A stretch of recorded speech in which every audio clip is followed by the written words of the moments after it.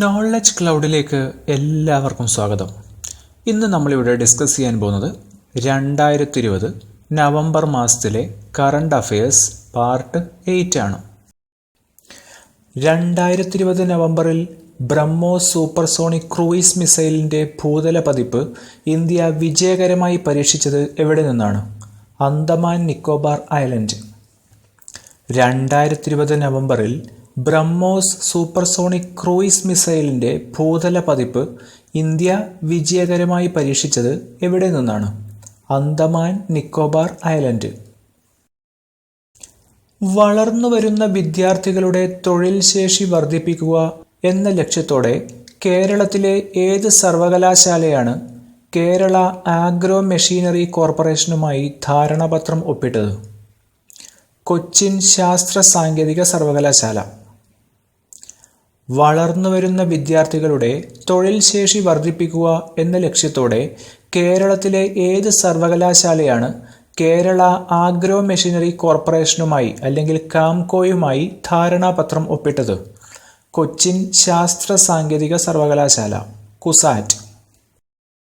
Police ഉദ്യോഗസ്ഥരുടെ വ്യക്തിപരവും service സംബന്ധവുമായ പ്രശ്നങ്ങൾ സംസ്ഥാന പോലീസ് മേധാവിക്ക് മുമ്പിൽ ഓൺലൈൻ വഴി അവതരിപ്പിച്ചു പ്രശ്നപരിഹാരം സാധ്യമാക്കുന്നതിന് 2020 നവംബറിൽ തുടക്കമിട്ട പദ്ധതി SPC talks to cops. Police ഉദ്യോഗസ്ഥരുടെ വ്യക്തിപരവും സർവീസ് സംബന്ധവുമായ പ്രശ്നങ്ങൾ സംസ്ഥാന പോലീസ് മേധാവിക്ക് മുമ്പിൽ ഓൺലൈൻ വഴി അവതരിപ്പിച്ചു പ്രശ്നപരിഹാരം സാധ്യമാക്കുന്നതിന് 2020 നവംബറിൽ തുടക്കമിട്ട പദ്ധതി SPC ടോക്സ് ടു കോപ്സ്. ഈ പദ്ധതിയിലൂടെ പോലീസ് ഉദ്യോഗസ്ഥർക്ക് നേരിട്ടു തന്നെ DGPക്ക് പരാതി നൽകാം. 93ാമത് ഓസ്കാർ പുരസ്കാരത്തിന് മികച്ച അന്താരാഷ്ട്ര ഫീച്ചർ ഫിലിം വിഭാഗത്തിലേക്ക് തിരഞ്ഞെടുക്കപ്പെട്ട മലയാള ചലച്ചിത്രം ജല്ലിക്കെട്ട്. സംവിധാനം ലിജോ ജോസ് പെല്ലിശ്ശേരി. 93ാമത് ഓസ്കാർ പുരസ്കാരത്തിന് മികച്ച അന്താരാഷ്ട്ര ഫീച്ചർ ഫിലിം വിഭാഗത്തിലേക്ക് തിരഞ്ഞെടുക്കപ്പെട്ട മലയാള ചലച്ചിത്രം ഏതാണ്? ജല്ലിക്കെട്ട്. ഓസ്കാർ എൻട്രി ലഭിക്കുന്ന 3ാമത്തെ മലയാള സിനിമയാണ് ജല്ലിക്കെട്ട്. ഇതിനു മുമ്പ് ഗുരു, ആദാമിൻ്റെ മകൻ, അബു എന്നീ സിനിമകൾക്കാണ് ഓസ്കാർ എൻട്രി ലഭിച്ചിട്ടുള്ളത്. 2020 നവംബറിൽ തമിഴ്നാടിൻ്റെ തീരപ്രദേശങ്ങളിൽ ആഞ്ഞടിച്ച വ്യാപക നാശനഷ്ടങ്ങൾ വിതച്ച ചുഴലിക്കാറ്റ് ഏതാണ്? നിവാർ. 2020 നവംബറിൽ തമിഴ്നാടിൻ്റെ തീരപ്രദേശത്ത് ആഞ്ഞടിച്ച വ്യാപക നാശനഷ്ടങ്ങൾ വിതച്ച ചുഴലിക്കാറ്റ് ഏതാണ്? നിവാർ. 2020 നവംബറിൽ അന്തരിച്ച രാജ്യസഭാംഗവും മുതിർന്ന കോൺഗ്രസ് നേതാവുമായിരുന്ന വ്യക്തി? അഹമ്മദ് പട്ടേൽ. ഗുജറാത്തിൽ നിന്നുള്ള MP ആയിരുന്നു.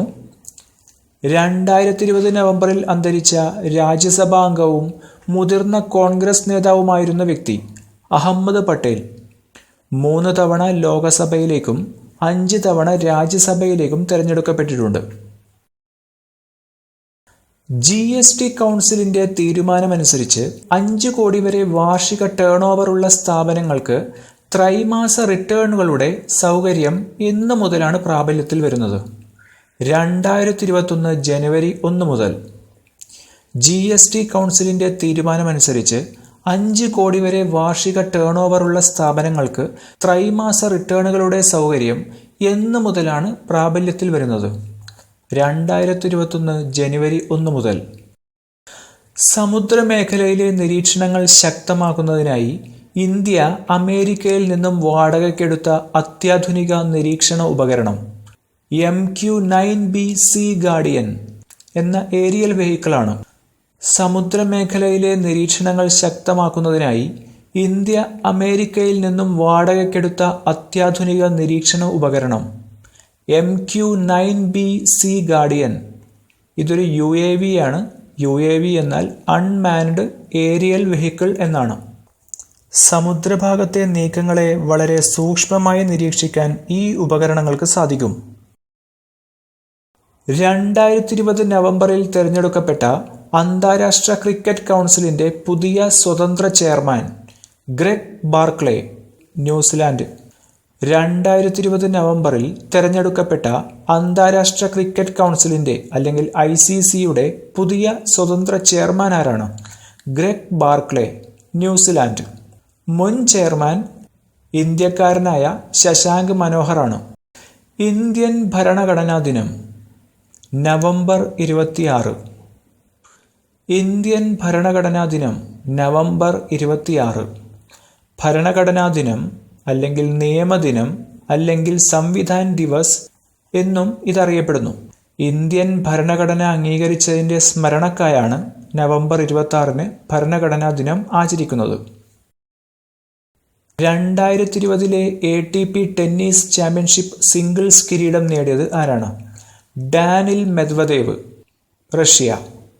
2020 ATP ടെന്നീസ് ചാമ്പ്യൻഷിപ്പ് സിംഗിൾസ് കിരീടം നേടിയത് ആരാണ്? ഡാനിൽ മെദ്വദേവ്, റഷ്യ. 2020 നവംബറിൽ നടന്ന Kerry challenger cup, Orlando open tennis ചാമ്പ്യൻഷിപ്പുകളിൽ ഫൈനൽ റൗണ്ട് വരെ എത്തിയ ഇന്ത്യൻ ടെന്നീസ് താരം പ്രജ്നേഷ് ഗുണേശ്വരൻ. 2020 നവംബറിൽ നടന്ന Kerry challenger cup, Orlando open tennis ചാമ്പ്യൻഷിപ്പുകളിൽ ഫൈനൽ റൗണ്ട് വരെ എത്തിയ ഇന്ത്യൻ ടെന്നീസ് താരം പ്രജ്നേഷ് ഗുണേശ്വരൻ.